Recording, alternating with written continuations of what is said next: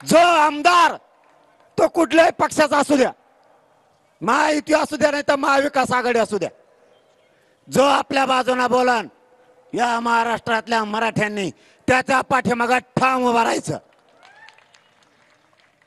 त्याला उघडं पडू द्यायचं नाही. नेतृत्व फितृत्व जाऊ द्या खड्ड्यात तिकडं. समाजाच्या बाजूनं त्यांनी ताब्द देऊन देईन डबल. मग त्यांना कचका कळण परभणी कशाला म्हणतात आणि धाराशिव कशाला म्हणतात.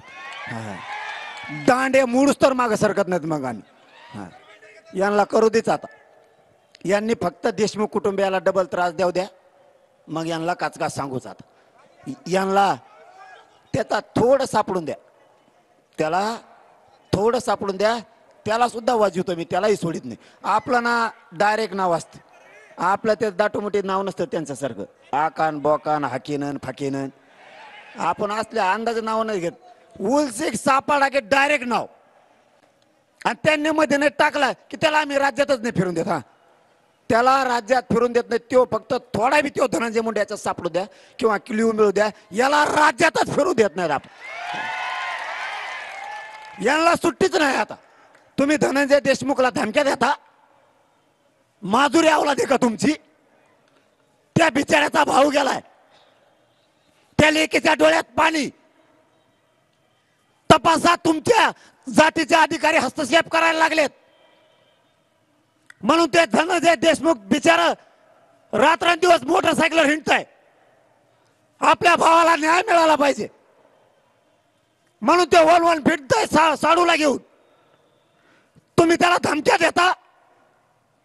देशमुख कुटुंब एकटं नाही, या राज्यातला सगळा मराठा समाज देशमुख कुटुंबाच्या पाठीशी आहे. आणि वेळ पडली तर दांडे घेऊन ये. तुम्ही हक्काचं काम नाही. तो तुमचा एकट्याचा भाऊ नाहीये, तो आमचा सगळ्यांचा भाऊ आहे. ज्या दिवशी तुम्हाला अडचण वाटेल त्या दिवशी जर कायद्याने न्याय दिला नाही तर हा मनोज जरांगे आणि व्यासपीठावर बसलेले आणि समोरच्या सगळे मराठे तुमच्या भावाला नक्की न्याय देणार. ही शब्द आहे आमचा तुम्हाला. आम्ही फक्त कायद्याला मानतो. कायदा सुव्यवस्था शांतता राहिली पाहिजे म्हणून आम्ही शांत आहेत. आणि मुख्यमंत्र्यांनी शब्द दिला त्या शब्दावर एक मराठे शांत आहेत. सगळ्याला फासावर लटकवतील, एकही सुटणार नाही, सगळे आरोपी पकडले जातील. ही शब्द आहे त्यांचा कुटुंबाला. ही जर त्यांनी पुरा केला नाही तर मग त्यांनाही नाही केल्यावर सांगू आपण मराठे काय असतो. आपल्यापाशी कुणाची गय केली जात नाही. आपण जन्माल्यापासून मरेपर्यंत फक्त आणि फक्त मराठ्यांचाच राहणार. ज्यावेळेस मराठ्यावर संकट येईल त्यावेळेस मी फक्त मराठ्यांच्याच बाजूला असणार. मराठ्यांनी काळजी करायची गरज नाही. फक्त मराठे तुटून एकत्र येत जा. ऊन वारा पाऊस बघायचं नाही. एक जीवाने सगळ्यांनी उभं राहत जायचं. काम हातातले फेकून मराठ्यांची एकजूट कायम दाखवायची. जरी राजकीय नाव असलं तरी पण राजकीय नाव बघितलं की काही काही बाहेर निघत नाही. हे चुकले, यांना बी सोडायचं. पण ज्यावेळेस जातीवर संकट येईल त्यावेळेस इथून पुढं घराघरातल्या मराठ्यांनी माता मावल्याचं बाहेर पडत जा. माझा मुलगा म्हणून तुम्हाला हात जोडून विनंती आहे. जातीवरचं संकट परतून लावायला एकजूट दाखवावी लागती. संतोष भैया देशमुखांना न्याय देण्याचा विडा या समाजाने उचललाय. न्याय दिल्याशिवाय या राज्यातल्या मराठ्यांनी मागे सरकायचं नाही. उद्या 5 तारखेला पुण्यात मोर्चा आहे. पुण्यातल्या आणि त्या जिल्ह्यातल्या बांधवांना आव्हान आहे. संतोष भैयाच्या लेकीने आपल्याला हाक दिली. सगळ्यांनी त्या मोर्चात सहभागी व्हा. रविवारचा दिवस आहे. एक दिवस शहरातले आणि जिल्ह्यातले नाही फिरायला गेले तरी चालेल. आपल्या लेकीच्या हाकेसाठी नंतर कधी फिरायला काही जणांना जायचं असलं तर जा. पण पुण्याच्या मोर्चात सगळ्यांनी सहभागी व्हा. तिथं सुद्धा सगळे राजकीयचे कानावर कुणकुण येते. राजकीयमुळे काही काही कणतायत. कधीतरी आपणही मोठं मन करा.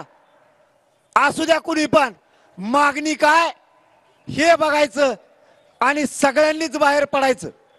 ज्यावेळेस विरोध करायचा त्यावेळेस करायचा असतो, पण ज्यावेळेस आपल्या काळजाला बाणा लागले ना त्यावेळेस पक्ष, सामाजिक संघटना, ग्रुप सगळं बाजूला ठेवून सगळ्यांनी एकजूट येत जा, ही माझी तुम्हाला हात जोडून विनंती आहे. आपण सगळ्यांनी या देशमुख कुटुंबियाला न्याय मिळेपर्यंत ताकदीने त्यांच्या पाठीशी उभा राहा. वेळ आली तर पुन्हा एकदा बीडसह जिल्ह्यात पुन्हा परभणीसह डबल मोर्चे घेऊ, पण देशमुख कुटुंबाला न्याय मिळेपर्यंत एकानेही मागे सरकू नका. आणि या पकडलेल्या सगळ्या आरोपींना, मुख्यमंत्री साहेबांना परभणी जिल्ह्यातून आमची विनंती आहे, मोक्यातले आरोपी आणि हत्येतले आरोपी हे दोन्ही पण एकच आहे. खंडणीमुळेच हत्या झाली. सगळ्यांवरती 302 दाखल करून याच्यातला एकही आरोपी सुटला नाही पाहिजे. ज्यांनी आरोपीला सांभाळले, जे आरोपीला पुण्यात घेऊन गाडीमध्ये गेलेत, हे सगळेचे सगळे लोक, यांचा सगळ्यांना सहआरोपी करा, ही मुख्यमंत्र्यांना विनंती आहे. आणि आपण दिलेला शब्द पाळाल ही आम्हाला आशा आहे. ज्या दिवशी मराठ्यांना वाटेल मुख्यमंत्री त्यांच्या त्या मंत्र्याला आणि त्यांच्या आमदारांना आणि आरोपींच्या पाठीशी घालून साथ द्यायला लागलेत, त्या दिवशी सरकारचा आणि मराठ्यांचा समोरासमोर सामना होणार आहे, हेही मुख्यमंत्र्याला जाहीर सांगतो आणि थांबतो. धन्यवाद. जय शिवराय. यानंतर सगळ्यांनी बसायचं. श्रद्धांजलीचा कार्यक्रम होणार आहे. यानंतर देशमुख महिला बचत गट यांची. तर आपण पाहतोय आज बऱ्याच या ठिकाणी नेत्यांनी महत्त्वाची भूमिका मांडलेली आहे. संतोष देशमुख हत्या प्रकरणात आता इथे श्रद्धांजली अर्पण केली जाते. लेकीच्या हाकेसाठी मोर्चात सहभागी व्हा असं आवाहन यावेळी जरांगेंनी केलेलं आहे. एकूणच या सगळ्या पार्श्वभूमीवर आरोपीला या ठिकाणी लवकरात लवकर शिक्षा व्हावी अशी मागणी सगळ्यांकडून केली जाते. शिवाय महत्त्वाचं विधान या ठिकाणी जरांगेंनी केलेलं आहे. धनंजय मुंडेंचा हात यामध्ये जर सापडला, हत्येमध्ये जर त्यांचा थोडाही सहभाग असला तर त्यांना रस्त्यावर राज्यामध्ये फिरू देणार नाही असा इशाराच जरांगेंनी दिलेला आहे. त्यामुळे थेट सामना सरकारचा मराठ्यांशी असेल असं सुद्धा त्यांनी यावेळी म्हटलंय. धनंजय मुंडे हत्या प्रकरणी या ठिकाणी धनंजय मुंडे जर सापडले तर त्यांना रस्त्यावर फिरू देणार नाही असं जरांगे म्हणाले.